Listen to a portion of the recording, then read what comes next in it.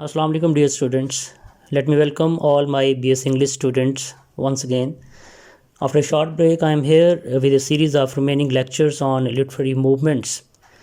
These lectures will be helpful for the students of BS English 4th semester.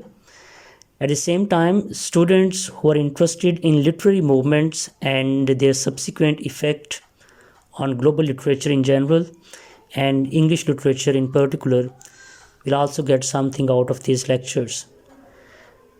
As you know, last time we completed our analysis on modernism as a literary movement. Today we will talk about postmodernism as a literary movement. Well, the first and foremost thing you all need to keep in mind that postmodernism is a continuation of modernism. At the same time, it is a revolt against modernism. And there is a blur line between these two movements, and often the concepts are confusing and much more similar, as both movements have emerged and flourished in the backdrop of World War II. Postmodernism is a literary movement that began in the late 20th century. It was a reaction, you can say a type of reaction against modernism after Second World War.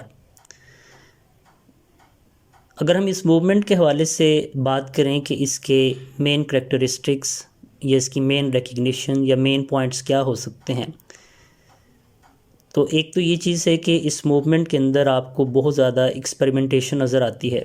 जो writer थे वो literature में जो technique of writing है उस हवाले से दे were much more experimental. फिर इसके अंदर हमें मेटाफिक्शन जो है वो नज़र आती है. अच्छा, ये एक इंटरेस्टिंग टर्म है मेटाफिक्शन. मेटाफिक्शन क्या हो सकती है? ये एक सेल्फ रेफरेंशियल टेक्निक होती है राइटिंग के अंदर, लिटरेचर के अंदर, कि जिसके अंदर लिटरेचर के अंदर इस चीज़ के मुतल्लिक ख्याल रखा जाता है कि ये वर्क ऑफ आर्ट है, ठीक है, और इसकी जो आर्टिस्टिक रिकग्निशन होती है उसको बेहतर अंदाज से कन्वे किया जाता है रीडर को भी. आगे फर्दर भी हम इसके मुतालिक बात करेंगे, ठीक है. यानी कि कहने का मकसद ये है कि ये लिटरेचर को सेल्फ रिफ्लेक्सिव बनाती है और इसके अंदर जो एलिमेंट ऑफ आर्टिफिशियलिटी होता है उसको हाईलाइट किया जाता है. In other words, it is art with an art. और ये आप ये नहीं कह सकते कि ये थारोली एक मॉडर्न टेक्निक है, बल्कि हमें अगर पास्ट में कुछ वर्क ऑफ आर्ट को देखा जाए, आप रेनेसां में चले जाएं, ठीक है, या आप 17th सेंचुरी में लिटरेचर को देखें तो आपको इस तरह के वर्क ऑफ आर्ट नज़र आएंगे जिसमें आपको मेटाफिक्शन का जो एलिमेंट है वो नज़र आएगा. एक बहुत फेमस वर्क ऑफ आर्ट है जेफरी चॉसर का Canterbury Tales. So this is actually a work of art in which you will find story within stories, ठीक है. There are different characters and they are telling their stories and the writer is trying to compile all those stories. Similarly, अगर आप एक famous Spanish novel है don केहोटी, ठीक है, सर्वांटीज़ का novel है, फेमस नावल है 17th सेंचुरी के अंदर, तो उसके अंदर भी आपको सिमिलर एलिमेंट्स जो हैं वो नज़र आएंगे. फिर इसके जो नैरेटिव्स हैं पोस्ट मॉडर्न लिटरेचर के हवाले से, ये फ्रेगमेंटेड होते हैं, ये लीनियर नहीं होते बल्कि नॉन लीनियर होते हैं. डिफरेंट जो फ्रेगमेंट्स होते हैं उनको ऐसे जैसे आप आर्टिफिशियल मैनर के अंदर जोड़ देते हैं, ठीक है. ये नहीं कि अगर आप बीइंग ए रीडर इसको पढ़ने बैठेंगे so you will never be comfortable, क्योंकि ये एक कन्वेंशनल रीडिंग नहीं होती पोस्ट मॉडर्न लिटरेचर, बल्कि ये एक नॉन कन्वेंशनल रीडिंग होती है जिसके अंदर जो रीडर होता है he is always on the edge of his seat, ठीक है. क्योंकि आप आगे की तरफ जो मूव करते हैं तो समटाइम्स आप जो प्रीवियसली पढ़ चुके होते हैं चीज़ों को उसके साथ कनेक्ट नहीं कर पा रहे होते हैं, कि जैसे वर्ड खुद इंडिकेट कर रहा है कि ये फ्रेगमेंटेड होता है और नॉन लीनियर होता है. तो आप एक वो जो प्लॉट कंस्ट्रक्शन होती है ना, जैसे हम टिपिकल एक प्लॉट कंस्ट्रक्शन देखते हैं, ठीक है, वैसी प्लॉट कंस्ट्रक्शन आपको इसके अंदर नज़र नहीं आती है. तो ये एक इसका करेक्टरिस्टिक जो है वो हो सकता है कि इसके अंदर आपको फ्रेगमेंटेड जो नैरेटिव्स हैं वो नज़र आते हैं. Post modern literature is a form of literature marked by reliance on narrative techniques such as fragmentation, unreliable narrator, ठीक है, जो स्टोरी को नरेट कर रहा है, you cannot rely upon that narrator. Similarly, you will find parody inside it. There will be a humor, but it will be a dark humor, of course, and it is always highly paradoxical. So because of these things, the reading itself become a challenge for the reader, and it is by no means a sort of easy thing to do. आपको बहुत ज़्यादा जो है mentally alert रहना पड़ता है ऐसे work of art को अंडरस्टैंड करने के हवाले से. अच्छा, पोस्ट मॉडर्न ऑथर्स की अगर हम बात करें तो I mean they are always playing with the meaning. There is no order. Iron is always there. Humour is there, of course. ठीक है, ये इसके मेन करेक्टरिस्टिक्स के अंदर आ सकते हैं. बाकी अगर आप पोइटिक मूवमेंट्स के हवाले से बात करते हैं कि पोस्ट मॉडर्निज़म के साथ कौन सी पोइटिक मूवमेंट्स जो हैं वो एसोसिएटेड हैं, तो पोस्ट स्ट्रक्चरलिज्म को आप इसके साथ एसोसिएट कर सकते हैं, डीकंस्ट्रक्शन को आप इसके साथ एसोसिएट कर सकते हैं. ठीक है, तो ये मेन चीज़ें हैं जिनको आप पोस्ट मॉडर्न के साथ एसोसिएट करके, ब्रैकेट करके इसे बेहतर अंदाज से अंडरस्टैंड कर सकते हैं. अच्छा, यहाँ पे ये नुक्ता बड़ा इम्पोर्टेंट होगा स्टूडेंट्स के लिए, ख़ास तौर पे अगर आप इसको मेरे प्रीवियस लेक्चर के साथ मिलाकर सुनेंगे तो ये क्वेश्चन सबसे पहले जो जहन के अंदर आता है वो ये है कि how to differentiate modernism and post modernism. मैंने जैसे स्टार्ट के अंदर इस चीज़ के मुतल्लिक़ बात की है कि दोनों के दरमियान में there is a fine line between these two movements, and in many ways they are much more similar, and in many ways they are entirely different from each other. तो जो की डिफरेंसेस हैं पोस्ट मॉडर्निज़म के अंदर और modernism के अंदर, वो की डिफरेंसेस क्या हो सकते हैं, वो चंद एक डिफरेंसेस हैं, उनको हम एक एक करके एनालाइज करते हैं ताकि स्टूडेंट्स के लिए ये चीज़ ईजी हो जाए कि अगर हमें इनको डिफरेंशिएट करना पड़ता है या इनके हम कंपैरेटिव एनालिसिस के ऊपर जाते हैं, so how we can differentiate these two movements. ठीक है. अच्छा, सबसे पहले आपने जो की डिफरेंस है मॉडर्निज़म और पोस्ट मॉडर्निज़म के हवाले से, वो आपने ये चीज़ जहन में रखनी है कि जो मॉडर्निस्ट राइटर थे they deliberately broke away from the traditional style. ठीक है, तो एक जो टिपिकल ट्रेडिशनल कन्वेंशनल लिटरेचर चलता आ रहा था मॉडर्निज़म से पहले, तो मॉडर्निज़म जो था it was a reaction against tradition. ठीक है, और इसमें जो राइटर्स थे they were much more focused upon their inner self and they were much more conscious about their writings. तो वो तमाम तर उनकी जो एफर्ट होती थी, कोशिश होती थी कि वो जो कन्वेंशनल वे ऑफ लिटरेचर है, ये कन्वेंशनल टेक्निक्स ऑफ लिटरेचर हैं, they must refrain from these things. Finally mean they want to prove themselves modern. So that is why it was a deliberate effort on their part to simply simply broke away from the past traditions and past literature or the techniques that were used in past literature. जब आप post modernist writer की बात करते हैं तो यहाँ पर आकर सिचुएशन थोड़ी सी इंटरेस्टिंग हो जाती है. अच्छा, ये एक ऐसा पॉइंट है जहाँ से आप इस चीज़ को अंडरस्टैंड कर सकेंगे that what is the fundamental difference between these two movements. जो पोस्ट मॉडर्न राइटर्स थे they actually deliberately used a mixture of earlier styles in their writing. ठीक है, कि नो डाउट कि वो मॉडर्नाइज तो थे, वो मॉडर्निस्ट भी थे, लेकिन मॉडर्निटी और कन्वेंशन, ये जैसे वो टी.एस. एलियट कहता है कि इंडिविजुअल जो आपका टैलेंट है और जो आपकी ट्रेडिशन है, writing should be a mixture of that thing. तो यहाँ पर आपको इंडिविजुअल टैलेंट भी नज़र आता है, आपको न्यूनेस भी नज़र आती है, आपको मॉडर्निटी भी नज़र आती है. मैं पोस्ट मॉडर्निज्म की बात कर रहा हूँ. और आपको कॉन्टिन्यूशन नज़र आती है कन्वेंशनल लिटरेचर की, ट्रेडिशनल लिटरेचर की. तो ये मिक्सचर ऑफ स्टाइल है. कौन से वाले styles? Modern style at the same time conventional style. ये चीज़ आपको मॉडर्न लिटरेचर में नज़र नहीं आएगी. ठीक है, ये पास्ट और मॉडर्निटी, ट्रेडिशन और न्यूनेस, इसका जो मिक्सचर है वो आपको पोस्ट मॉडर्न राइटर्स के अंदर ही नज़र आता है. अच्छा, फर्दर हम इसमें प्रोसीड करते हैं. तो हम देखते हैं that modernism and postmodernism are two literary movements of the 20th century. Both these movements were greatly influenced by the events like World War, industrialization and urbanization. ये तीन ऐसे फैक्टर्स हैं कि दोनों मूवमेंट जो हैं उन्होंने इंस्पिरेशन ली है, इम्पैक्ट लिया है, इन्फ्लुएंस हुई हैं वर्ल्ड वार से, वेदर फर्स्ट वर्ल्ड वार और the second world war.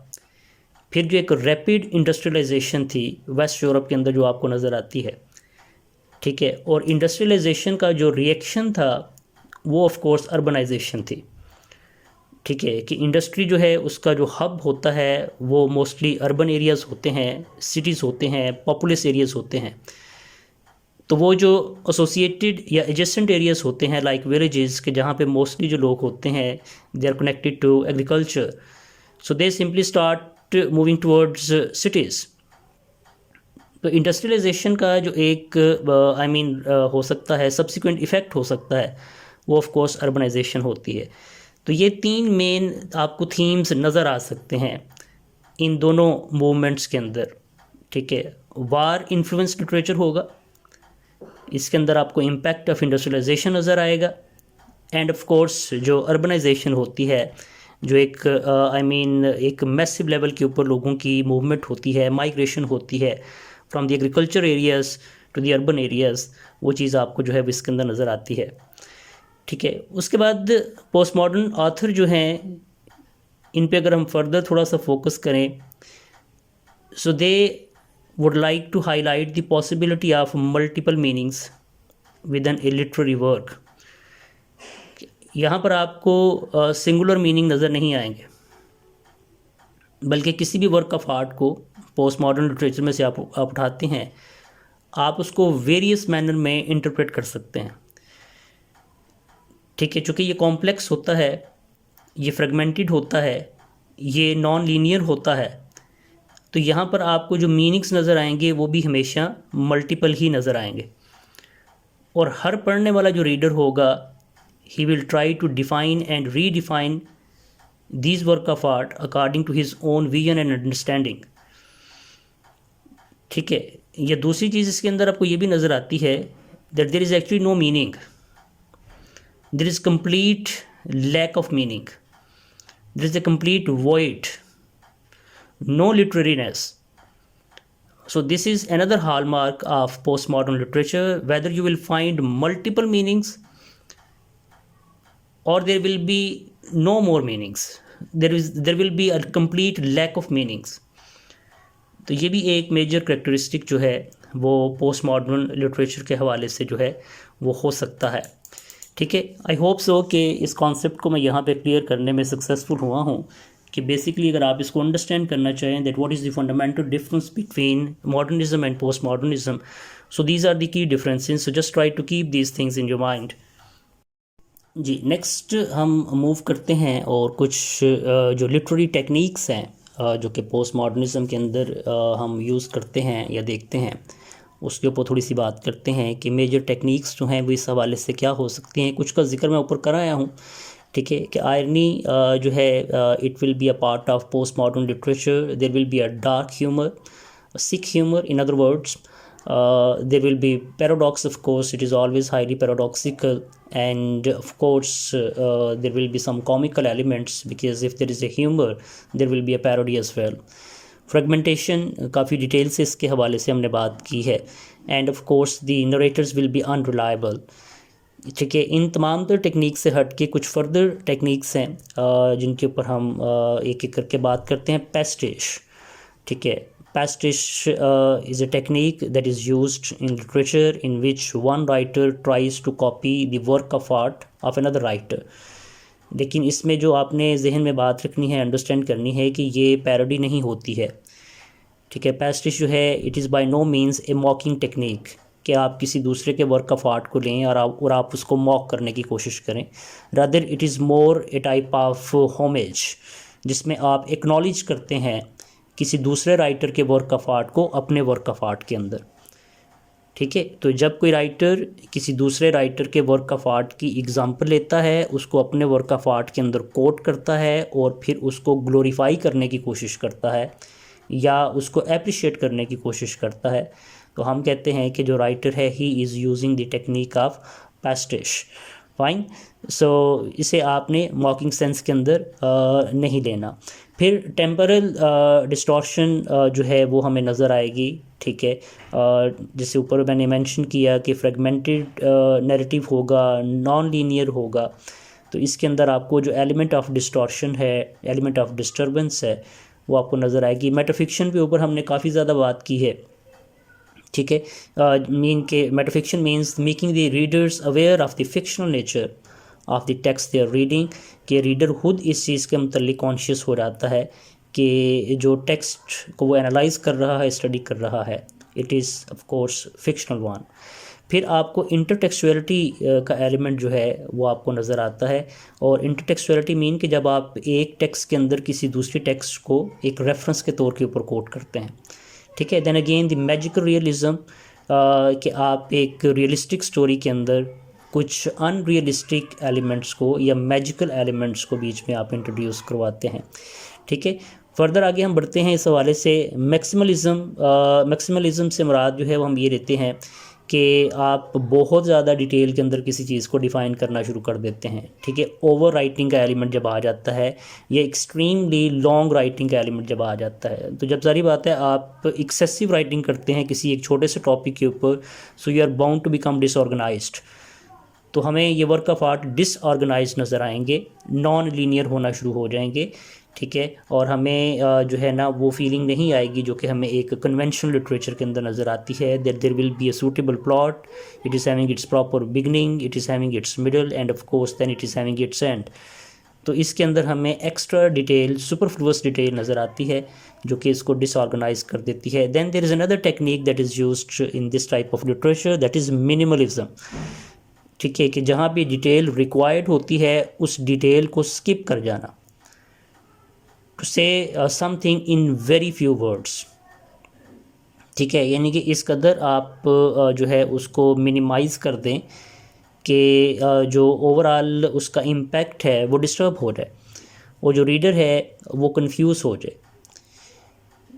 And he will be unable to find out the meanings actually, कि जहाँ पे डिटेल रिक्वायर्ड है उसको बीच में से माइनस किया जाए। यहाँ पे एक छोटा सा पॉइंट मैं एलेबोरेट करता चलूँ, जैसे मैंने ऊपर स्टार्ट के अंदर इस चीज़ के मतलब बात की थी कि जो पोस्ट मॉडर्निज़म है, it is not only the continuation of modernism, it is actually A revolt against modernism, ठीक है। सो अगर ये मॉडर्निज़म की कंटिन्यूशन है तो ऑफ कोर्स इसके अंदर कुछ ना कुछ ऐसी सिमिलैरिटी लाजमी तौर के ऊपर मौजूद होंगी कि जहाँ पर जाकर स्टूडेंट्स कंफ्यूज हो सकते हैं that actually there is no fundamental difference between modernism and post modernism, ठीक है। तो वो मेन सिमिलैरिटीज़ जो हैं वो क्या हो सकती हैं? You will find insecurities in modernism at the same time in post modern literature. The writers will be confused, the character themselves will be confused because they will not be comfortable. There will be a great deal of insecurities, and it is just a type of impact of world wars कि जो readers होते हैं जो होते हैं characters होते हैं, they will be insecure because of the available situation, and then there is disorientation, fragmentation of course. ये हॉल मार्क हैं आपको ना सिर्फ ये कि मॉडर्निज़म के अंदर बल्कि आपको पोस्ट मॉडर्न लिटरेचर में भी ये चीज़ें नज़र आती हैं, ठीक है। और ऑफ कोर्स ऊपर बयान किया है कि इनसिक्योरिटी की, डिसोरिएंटेशन की या फ्रेगमेंटेशन की जो मेजर रीजंस हैं वो इन्फ्लुएंस ऑफ वर्ल्ड वार है, या फिर आप कह सकते हैं कि एक जो टिपिकल वे ऑफ लिविंग था वो चेंज हुआ इंडस्ट्रियलाइजेशन की बेस के ऊपर या अर्बनाइजेशन की बेस के ऊपर। तो जिसकी बेस के ऊपर हम क्या देखते हैं कि एक सोसाइटल चेंज हम ऑब्ज़र्व करते हैं both in modern literature and post modern literature. और इस सोसाइटल चेंज की बेस के ऊपर कलेक्टिवली एंड इंडिविजुअली जो लाइफ्स थी, ठीक है, वो इन्फ्लुएंस हुई, और उसका जो सब्सिक्वेंट इफ़ेक्ट था वो हमें इनसिक्योरिटीज़ की सूरत के अंदर या ऑफ कोर्स डिसोरिएंटेशन की सूरत के अंदर हमें नज़र आता है। बाकी मज़ीद हम आगे की तरफ बढ़ते हैं और देखते हैं कि पोस्ट मॉडर्न लिटरेचर के अंदर जो मेजर राइटर्स हैं ठीक है, नोटेबल राइटर्स हैं इस मूवमेंट से एसोसिएटेड, वो कौन से हो सकते हैं, एक एक करके हम उनके मतलब बात करते हैं, ठीक है। और उनके जो वर्क ऑफ आर्ट हैं उनका भी रेफरेंस बीच में लेकर आते हैं, ताकि जो स्टूडेंट्स हैं वो इस चीज़ को बेहतर अंदाज से अंडरस्टैंड कर सकें कि आप पोस्ट मॉडर्न लिटरेचर में कौन से राइटर्स को जो है वो डिस्कस करते हैं। जी, सबसे पहले जॉन बार्थ की बात करते हैं हम, ठीक है। पोस्ट मॉडर्निज़म में जॉन बार्थ की जो पोजीशन है या उसकी जो एग्ज़ाम्पल है, ये बिल्कुल ऐसे है जिस तरह से रोमांटिक मूवमेंट के अंदर वर्ड्सवर्थ की थी, कि जिस तरह रोमांटिक मूवमेंट जो है इसका आगाज़ होता है, it is with the publication of the book a preface to lyrical ballad by William Wordsworth. So similarly जो पोस्ट मॉडर्निज़म के हवाले से जिस बुक को मैनिफेस्टो माना जाता है, या जिसकी बेस के ऊपर आप कह सकते हैं कि पोस्ट मॉडर्निज़म है ये लॉन्च हुआ, इसका आगाज़ हुआ, वो जॉन बार्थ की बुक थी। It was written in 1967, the literature of exhaustion, the literature of exhaustion, ठीक है। इस बुक की पब्लिकेशन के साथ हम कह सकते हैं कि जो पोस्ट मॉडर्निज़म था इसका जो है वो आगाज़ होता है। फिर इसका एक फेमस नावल था Giles Goat Boy, that was published in 1966 perhaps, ठीक है। और ये एक मेटाफिक्शन के हवाले से प्राइम एग्जांपल आप कह सकते हैं, ठीक है। और ये दो बुक्स जो हैं ये इसके क्रेडिट में हैं जॉन बार्थ के, ठीक है। और फर्दर हम देखें तो सैमुअल बेकेट एक बड़ा नाम है थिएटर ऑफ एब्सर्ड के हवाले से, ठीक है। और बेकेट जो है ये रिकग्नाइज होता है, पहचाना जाता है, जाना जाता है because of his all famous play Waiting for Godot. Beckett Waiting for Godot के अंदर एग्जिस्टेंशियल नैरेटिव जो है उसको वो यूज़ करता है। You will find two characters there, two tramps there, Vladimir and Estragon, and they are waiting for a type of ambiguous character named Godot, though he never appeared in the play, but the whole play is actually revolving around the concept of waiting and waiting for a particular character, Godot, ठीक है। तो इस play को आप post modern literature के अंदर जो है वो आप कंसिडर करते हैं। फिर मेटा नैरेटिव की अगर हम बात करें तो इटैलो कॉल्विनो का एक नावल है if on a winter's night a traveller, ठीक है। ये एक करेक्टर है जो कि रीडर है basically, and he is trying to read a novel, और उस नावल का नाम बेसिकली ये है if on a winter's night a traveller, ठीक है। तो ये एक मेटा नैरेटिव के हवाले से एक इंटरेस्टिंग नावल है जिसको आप कंसिडर करते हैं पोस्ट मॉडर्न रीडिंग के अंदर। तेज़ी से आगे से लिस्ट में बढ़ते हैं। डॉन डिलीलो एक अमेरिकन फेमस राइटर है, ठीक है।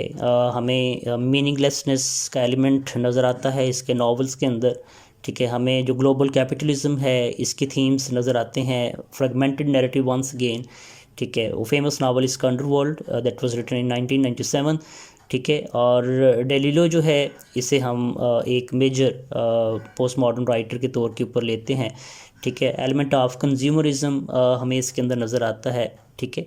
ये मेजर इसके थीम्स हो सकते हैं या मेजर इसके करैक्टरिस्टिक्स हो सकते हैं पोस्ट मॉडर्न राइटिंग के अंदर। मेटाफिक्शन के हवाले से बात करें, जॉन फाउल्स एक इम्पॉर्टेंट राइटर, इस हवाले से हिस्टोरिकल नावल इसने लिखा द फ्रेंच लेफ्टिनेंट्स वुमेन, ठीक है। और ये मेटाफिक्शन के हवाले से एक इम्पॉर्टेंट नावल जो है वो माना जाता है। जोसेफ हेलर है, जाना जाता है, रिकग्नाइज होता है कैच 22 की बेस के ऊपर। इट वाज रिटन इन 1961, ठीक है। और इसके अंदर भी आपको जो है जो क्रोनोलॉजिकल ऑर्डर है वो डिस्टर्ब नज़र आता है, ठीक है। और जो बिल्डअप ऑफ स्टोरी है that is always very slow, ठीक है। और जो इन्फॉर्मेशन इंट्रोड्यूस करवाई जाती है वो बड़े स्लो मैनर के साथ जो है वो उसको प्रोड्यूस किया जाता है। फार्सिकल एलिमेंट्स हैं, ठीक है। एब्सर्ड सिचुएशन को हाईलाइट किया जाता है।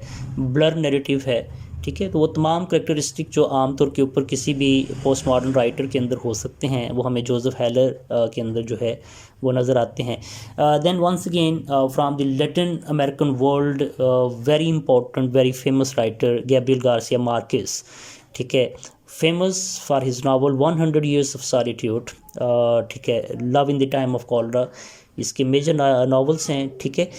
इसके अंदर भी हमें मैजिकल रियलिज्म का एलिमेंट नज़र आता है, ठीक है। और नॉन लीनियर प्लॉट्स जो हैं वो नज़र आते हैं। तो वो तमाम करेक्टरिस्टिक जो किसी भी पोस्ट मॉडर्न राइटर के अंदर हो सकते हैं, you can easily find these things in Marxist novel.